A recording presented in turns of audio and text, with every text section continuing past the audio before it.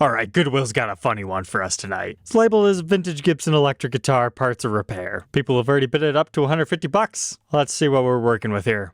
Welcome back, Troglodytes, to your daily dose of guitar information, the Trogly's Guitar Show. Well, from our first photo here, are we even sure this is actually a Gibson? It seems every single time we're talking about Goodwill on the show, it's because they have a fake on their site. But I am pleased to announce, to my knowledge, there's actually no fakes currently listed. And that last one, they did end up pulling it down and correcting it, but that did not stop people from bidding it up to the moon anyway. But going back to this one, someone's taking a bite out of our headstock. We've got a slightly differently stylized Gibson logo here. Looks like some heat damage and tuners that don't have the washers to help secure them right.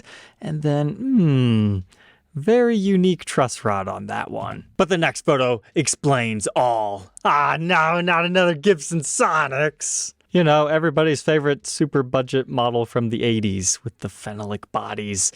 They're okay if you buy them right. They're not going to be the highest spec ones unless you get the version that has the dirty fingers pickups in it. Then okay, they actually do have some decent tones. But these were produced at a super budget, and they mass produced these things. But due to that, most of them had this unique headstock. It read, "The Gibson Guitar Company USA." So look at this, and now come back to this. I think things make sense. Someone simply cut out the rest of it just to make it look like a higher end Gibson. Although there are some Sonex that left with slightly different logos, but that looks like the case to me. But that's not the reason I'm sharing this. Look at our body here. We've got ice cream sandwich placard that's been ripped up, hiding our missing neck pickup. We've got brand new slotted screws on there. Coming down here, we at least have some form of original pickup, even though it is installed upside down. We've got some sort of a roller bridge. Let's see, we've got a place for a tailpiece and our regular toggle switch and pots over here, just missing our knobs. But, what do you suppose this is? Is that just another random knob somebody threw on this thing? Well, not exactly. They did indeed. Just, good thing it's a Sonex, right? They just took their chisel and hopped that out of it. That's actually a really great way to see how this body's crafted on this. Anyone who's ever made a Mother's Day present might recognize what this is. That's a clock. You can buy them all over the place, make your own fancy clock, or just have it be very basic. And somebody thought that'd be a good idea to throw in their guitar. That is just absolutely hilarious to me. Because now when you zoom over, you can see, okay, it did have some sort of a placard over it. And even though it's broken up here, you could technically replace it with a similar unit today if you wanted to restore its functionality. So that's right, we've seen somebody take a Sonex case, turn it into a coffee table, and now we've seen somebody take the guitar and turn it into a clock.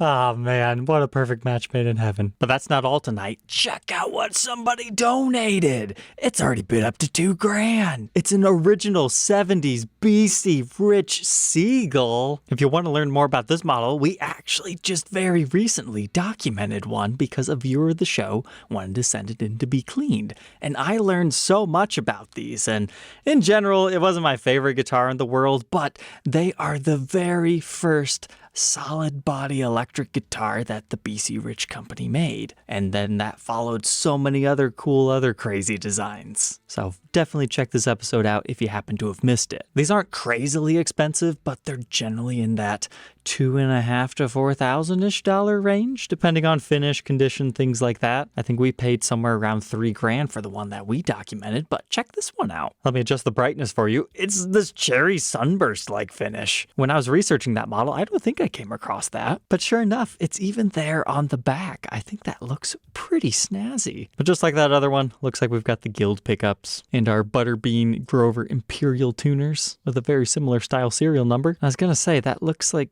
the original case, but how is that guitar floating? Does anybody else see it? Like, that is not laying on the case like I was expecting. Is this some sort of a block? Because the headstock is clearly hoisted up. That's a really trippy photo. Maybe the guitar is haunted. But oof, yeah, that one looks like it might need my services too. I don't think I've ever seen that badly corroded of strings, and the frets aren't that good either. That could be an indication of this was in a very humid environment. And oh wow, somebody's plugged the bridge holes and moved them. Even appears to be labeled a factory second. Knowing what I know now, I'm kind of Suspicious. Was this refinished? They probably would have did a better job hiding those plugs. I don't know enough to comment any further, but that's really cool to see this at a Goodwill. With the unknowns in the air, though, I'm not sure I would suggest bidding too much more than that. But next, similarly flared, we've got a Westbury electric guitar. This one's bid up to about $300 currently, and it's got 24 hours. It looks like an Epiphone scroll, just without the scroll parts, and it's an interesting double cutaway shape. Reminds me of some Ibanez models, but they took book match top a little bit too seriously. So this is a right-handed to left-handed conversion, apparently. What that all entails is swapping your nut around so you can string them up differently. But as far as the headstock shape, it looks like it's perfectly happy being strung up the other way. I like the unique inlay up here. The body itself appears to be perfectly symmetrical, so a great candidate for this. They just, duplicated that back plate, put it over there. All right. But this appears to be a decent quality guitar. Like, its set neck construction has a gloss finish. Even appears to be a 3-piece neck, maybe even maple. But hey, there's those tuners we were talking about a couple of episodes ago that I couldn't find a photo of. I knew they existed. With all these other modifications, though, I'm suspicious. Do you think they put some nice pickups in here, or did they just leave it alone? Either way, it's pretty fun.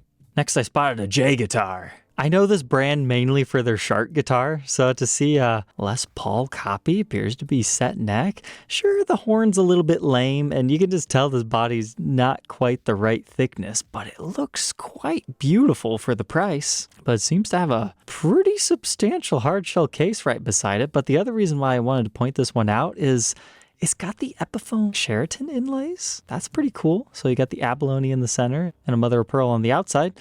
Now, whether or not that's real shell in this model, probably not, but it looks like somebody played this quite extensively. Then we get to our headstock. I've seen worse. Well, that's the thing with some of these super budget guitars.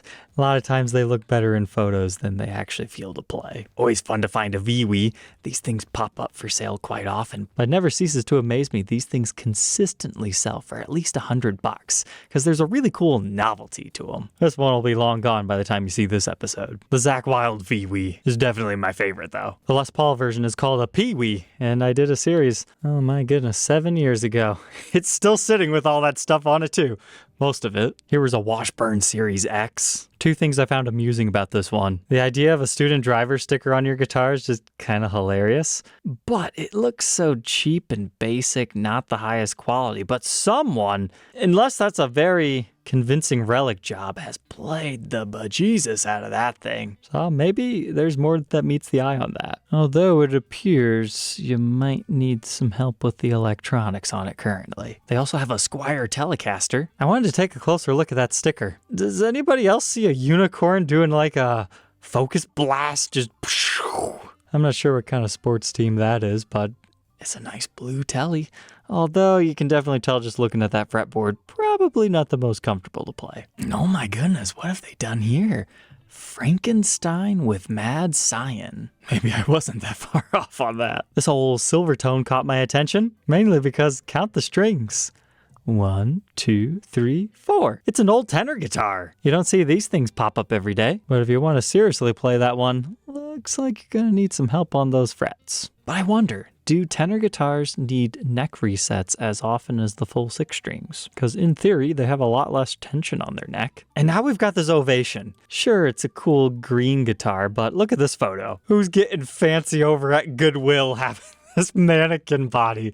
Oh man, that's the first time I've ever seen that. It does make the guitar look surprisingly better though. It's like, hey, somebody could actually play this. They even had this Jackson. That's like if a Les Paul met SG as far as the horns go, a little bit of ESP LTD in there, and then we just got this interesting jagged headstock. And hey, for a bolt-on neck construction, that's actually pretty well sculpted. I'd review that model. But all right, troglodytes, I hope you enjoyed checking out Goodwill's offerings with me tonight because, hey, there actually were quite a few interesting ones. Don't forget to like, comment, and subscribe, and we'll catch you tomorrow on the next one.